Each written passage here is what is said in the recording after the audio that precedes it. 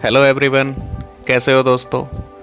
चलिए आज का टॉपिक स्टार्ट करते हैं। फ्रेंड्स, जो आज का टॉपिक है वो काफ़ी ज़्यादा बड़ा है और एग्ज़ाम के पॉइंट ऑफ व्यू से बहुत ज़्यादा इम्पोर्टेंट है।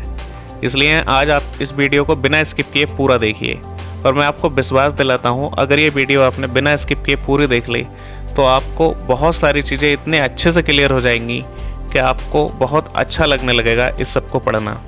चलिए स्टार्ट करते हैं। आज का टॉपिक है हमारा मुग़ल साम्राज्य का पतन और उसके बाद का भारत। ये हमारे आज के टॉपिक का विषय है कि किस तरीके से मुग़ल साम्राज्य का पतन हुआ और उसके बाद भारत में क्या परिस्थितियाँ उत्पन्न हुई।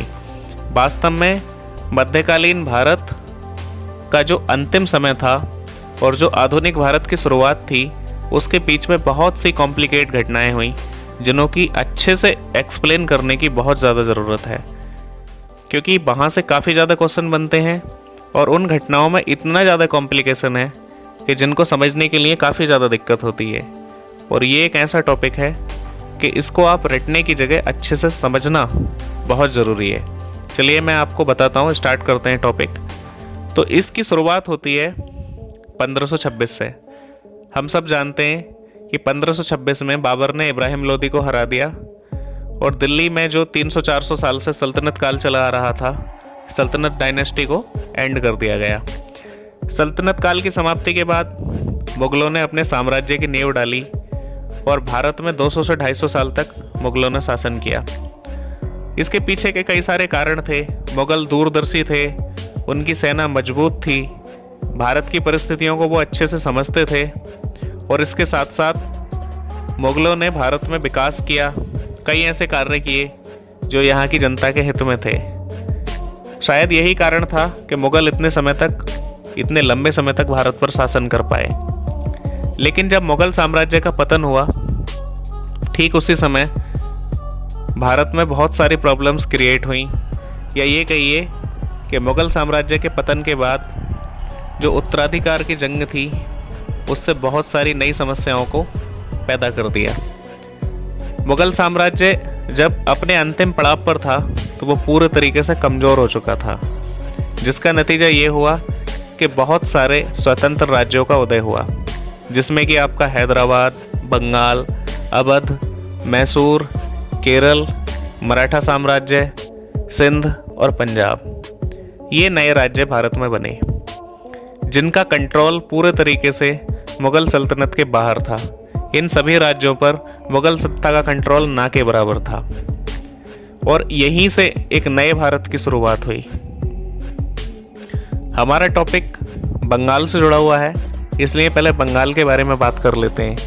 चलिए आपको बंगाल के इतिहास के बारे में बताते हैं। 17वीं शताब्दी के प्रारंभ में सन 1700 में मुर्शिद कुली खां को बंगाल का नवाब बनाया गया। औरंगजेब की मृत्यु 1707 में हुई थी। जब तक औरंगजेब जीवित था तब तक मुग़ल सत्ता कुछ हद तक पावर में थी और कंट्रोल उसका काफ़ी अच्छा था। बंगाल भी उस समय मुग़ल साम्राज्य के अंतर्गत आता था और मुर्शिद कुली खां को सन 1700 में बंगाल का नवाब बनाया गया। उसे बंगाल की जिम्मेदारी दी गई। बंगाल बहुत ज़्यादा उन्नति करने वाला राज्य था। बंगाल में बहुत अच्छी खेती होती थी, नील होता था। इसके अलावा बंगाल में और भी बहुत सारी ऐसी चीज़ें थीं जो कि आधुनिक व्यापार का हिस्सा थीं। आप ये समझ के चलिए कि जितने भी यूरोपियन कंपनियां थीं, क्योंकि सबसे पहले पुर्तगाली भारत व्यापार करने के लिए आए, उसके बाद फ्रांसीसी आए, डच आए, बाद में अंग्रेज भी आए, लेकिन सभी ने अपना 70 से 80% व्यापार बंगाल से किया। इसके पीछे का रीज़न ये था कि बंगाल में अच्छी खेती किसानी होती थी, यहाँ सोरा मिलता था, गन पाउडर मिलता था, अच्छी क्वालिटी का नील मिलता था, मसाले मिलते थे। अंग्रेज़ों की नज़र में भी बंगाल पूरे तरीके से था, क्योंकि अंग्रेज़ जानते थे कि एक बार बंगाल पर कब्जा होने का मतलब है भारत पर कब्जा कर लेना। इसलिए अंग्रेज़ किसी भी हाल में बंगाल पर कब्जा करना चाहते थे। बंगाल की टेरिटरी और सीमा के बारे में आपको बता देता हूँ। बंगाल काफ़ी बड़ा सूबा था उस समय। बंगाल के अंतर्गत आपका आधुनिक बांग्लादेश, पश्चिमी बंगाल, उड़ीसा और बिहार, ये सभी आते थे। अब आप इसी से अंदाज़ा लगा सकते हैं कि बंगाल कितना बड़ा एरिया होगा। तो ठीक है, बंगाल के बारे में आगे बात करते हैं। 1700 में मुर्शिद कुली खां बंगाल के नवाब बने। इसके बाद लगातार 27 सालों तक बंगाल के नवाब बने रहे। मुर्शिद कुली खां ने बंगाल की तरक्की के लिए काफ़ी ज़्यादा कार्य किए, लेकिन 1727 में मुर्शिद कुली खां की मृत्यु के बाद उनका दामाद शुजाउद्दीन नया नवाब बना।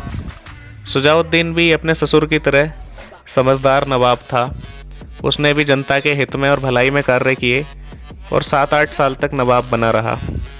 लेकिन 1738 में उसकी मृत्यु के बाद, जैसे ही उसकी मृत्यु हुई, मुर्शिद कुली खां का बेटा सरफराज खां बंगाल का नवाब बना, जो कि एक अदूरदर्शी और बेवकूफ़ नवाब था।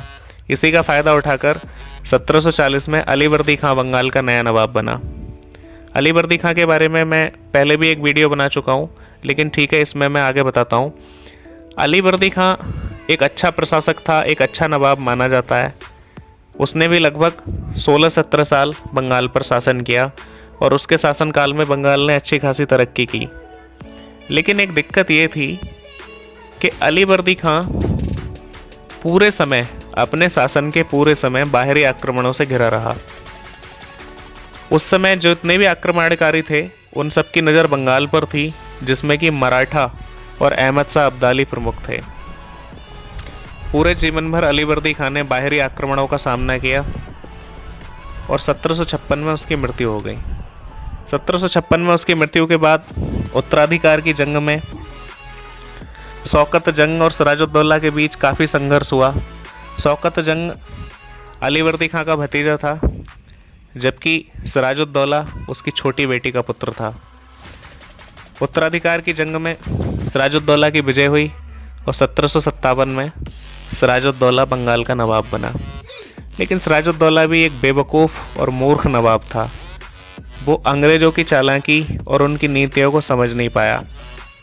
इसके साथ साथ सिराजुद्दौला को प्रशासन की बिल्कुल भी समझ नहीं थी। वो एक बेवकूफ़ नवाब था। इसका नतीजा ये हुआ कि 1757 में प्लासी का युद्ध लड़ा गया और अंग्रेज़ों ने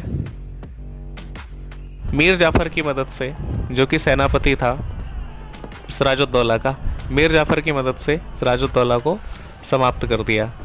इसके बाद बक्सर के युद्ध में, जो कि निर्णायक युद्ध था, जो 1764 में लड़ा गया, पूरे तरीके से अंग्रेज़ों ने बंगाल पर कब्जा कर लिया। यहाँ मैं एक और घटना का जिक्र करना चाहूँगा, जो कि थी पानीपत की तीसरी लड़ाई, जो कि 1761 में लड़ी गई। अहमद शाह अब्दाली एक अफगान आक्रमणकारी था, जो कि भारत के राज्यों को लूटता था। अहमद शाह अब्दाली भी जानता था कि मुग़ल साम्राज्य का पतन हो चुका है और भारत कई सारे स्वतंत्र राज्यों में विभाजित हो चुका है। इसी का फ़ायदा उठाकर वो भारत के राज्यों पर आक्रमण करता रहता था और वहाँ की धन संपदा को लूट लेता था। उत्तर पश्चिम भारत के कई राज्यों को अहमद शाह अब्दाली पूरे तरीके से बर्बाद कर चुका था, यहाँ तक कि उसने मराठों को भी काफ़ी नुकसान पहुँचाया। अब उसकी नज़र बंगाल पर थी।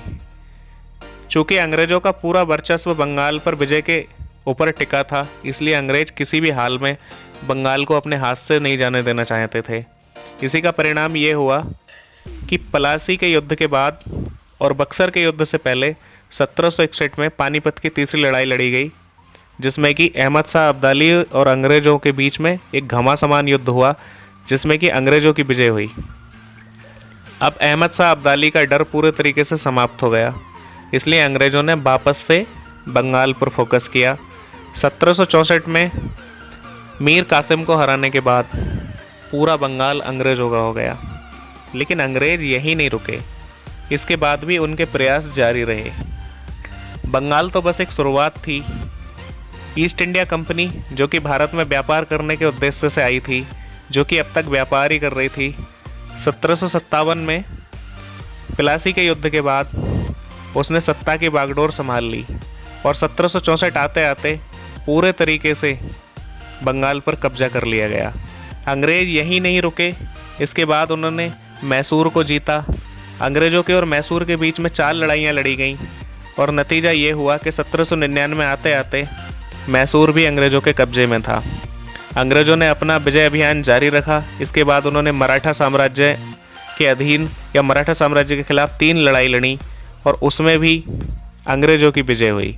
मराठा साम्राज्य को जीतने के बाद लगभग पूरा भारत अंग्रेज़ों के अधीन आ चुका था, लेकिन उन्होंने जो उत्तर पश्चिम के राज्य थे, सिंध और पंजाब, उन्हें भी जीत लिया और अंत में रणजीत सिंह की हार हुई, जो कि उस समय सिंध और पंजाब के राजा थे। रणजीत सिंह को भी हराने के बाद अंग्रेज़ों ने पूरे भारत पर कब्जा कर लिया और 1850 आते आते अंग्रेज़ों की नीयत और शक्ति इतनी बढ़ गई थी कि उन्होंने भारत के पड़ोसी राज्य बर्मा और दूसरे देश अफ़गानिस्तान पर भी आक्रमण किया। तो ये कुछ घटनाक्रम मैंने आपको बताए हैं। उम्मीद करता हूँ आपको काफ़ी अच्छे से समझ में आए होंगे। बाकी जो जितने भी टॉपिक्स हैं उन पर हम एक तरीके से छोटे छोटे सभी टॉपिक्स को उठाएंगे और उन पर अलग अलग वीडियो बनाएंगे। इस वीडियो का उद्देश्य मात्र आपको एक ओवरव्यू देना था, ताकि आप समझ पाएँ कि जो ये 250-300 साल का घटनाक्रम था वो किस तरीके से घटित हुआ और किस तरीके से अंग्रेज़ों ने पूरे भारत पर कब्जा किया। उम्मीद है ये जानकारी और ये वीडियो आपको काफ़ी पसंद आएगी। अगर ये आपको वीडियो अच्छी लगे तो वीडियो को लाइक करें और बने रहिए इन्फो कीड़ा के साथ। मिलते हैं किसी नई वीडियो में।